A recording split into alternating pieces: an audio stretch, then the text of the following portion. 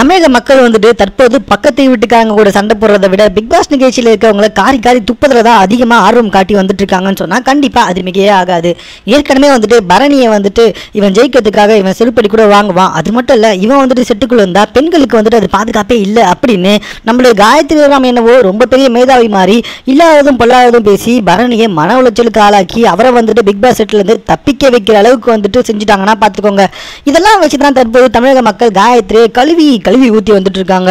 காயத்ரிக்கு எப்போ பார்த்தாலும் சிங்சாங் போகிறது நம்மளுடைய ஸ்நேகன் தான். அவர் என்னதோ வந்துட்டு மிகப்பெரிய கவிஞன், பெண்களின் பாதுகாவலன், மக்களின் நண்பன் அப்படின்னு பயங்கரமாக பில்டப்லாம் காமிச்சு அழிஞ்சிட்டு இருக்காரு. ஆனால் அவர் வந்துட்டு தற்சமயம் பிக் பாஸ் செட்டில் நடந்து வந்துட்டு இருக்க காரியங்களும் செய்துட்டு இருக்க செயல்களும் வந்துட்டு ரொம்பவே கேவலமாக வந்துட்டு இருக்கு அப்படின்னு தமிழக மக்கள் தற்போது அவங்களுடைய கருத்துக்களை தெரிவித்து வந்துட்டு இருக்காங்க.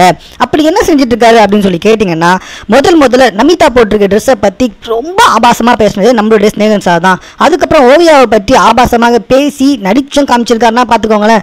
இப்படி கேவலமாக வந்துட்டு மற்றவங்க முன்னாடி அவங்க இல்லாதப்ப ரொம்ப கேவலமாக பேசிட்டு இருக்கார் ஸ்நேகன் சார். அது மட்டும் பரவாயில்லைங்க, அவர் பேசும்போது பார்த்தீங்களா என்னதோ பெரிய பிளே பாயாக இருப்பார் போல் இருக்கு. மீம் கிரியேட்டர்ஸ்லாம் இனிமேல் பிளே பாயில் ஸ்நேகனை தான் ஆட் பண்ணோன்னா பார்த்துக்கோங்களேன். ஏன்னா அவர் வந்துட்டு தேவதைங்க கூட தான் வாழ்ந்துட்டு இருக்காராம். இருக்க கவிஞர்கள் எல்லாரையும் கம்பேர் பண்ணி பார்த்தா ஸ்நேகனுக்கு தான் ஏகப்பட்ட பாய் ஃப்ரெண்ட்ஸ் இருக்காரு அப்படின்னு சொல்லிட்டு இருக்காங்க.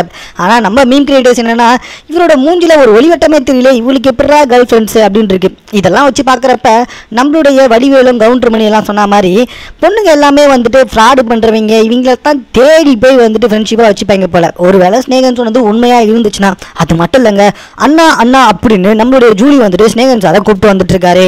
ஆனால் ஜூலி வந்துட்டு நேற்று கேட்வாக் பண்ணும்போது பார்த்தீங்கன்னா ஸ்நேகன் சார் பார்த்த பார்வையை நம்மளுடைய விஜய் டிவியை 7 வாட்டி ஜூமிங்கில் போய் வச்சு பார்த்துருக்காங்க. அந்த மூஞ்சி ஜூமிங்கில் பார்க்க முடியுது தான், இருந்தாலும் எதுக்காக விஜய் டிவி அத்தனை முறை வந்துட்டு ஸ்நேகன் சாரோட ஜூமிங்கில் காட்டணும், அவர் பார்த்த பார்வைக்கு என்ன அர்த்தம் அப்படின்னு நாங்கள் இப்போ வரைக்கும் சரியாக தெரியல. ஒருவேளை ஸ்நேகன் சார் பார்த்த பார்வைக்கு உங்களுக்கு அர்த்தம் தெரிஞ்சதுன்னா அவர் எப்படி பார்த்தாரு அப்படின்ற விஷயத்தை தயவு செஞ்சு எங்களோட கமெண்ட் பாக்ஸில் போட்டுருங்க. மேலும் இப்படிப்பட்ட வீடியோங்களை நீங்கள் பார்க்கணும்னு வச்சுக்கோங்களேன், எங்களோட சேனலை வந்துட்டு தயவு செஞ்சு சப்ஸ்கிரைப் பண்ணிடுங்க. இந்த வீடியோ பிடிச்சிருந்தா லைக் பட்டனையும் அழுத்திடுங்க, பிடிக்கலனா டிஸ்லைக்கும் பண்ணிடுங்க. எதுக்காக டிஸ்லைக் பண்ணுறீங்கன்றதை கொஞ்சம் கமெண்ட் பாக்ஸில் போட்டிங்கன்னா அடுத்த தடவை நாங்கள் வந்துட்டு அதை கொஞ்சம் சரி பண்ணிப்போம். இந்த வீடியோவை இது வரைக்கும் பொறுமையாக பார்த்ததுக்கு ரொம்ப தேங்க்ஸ்.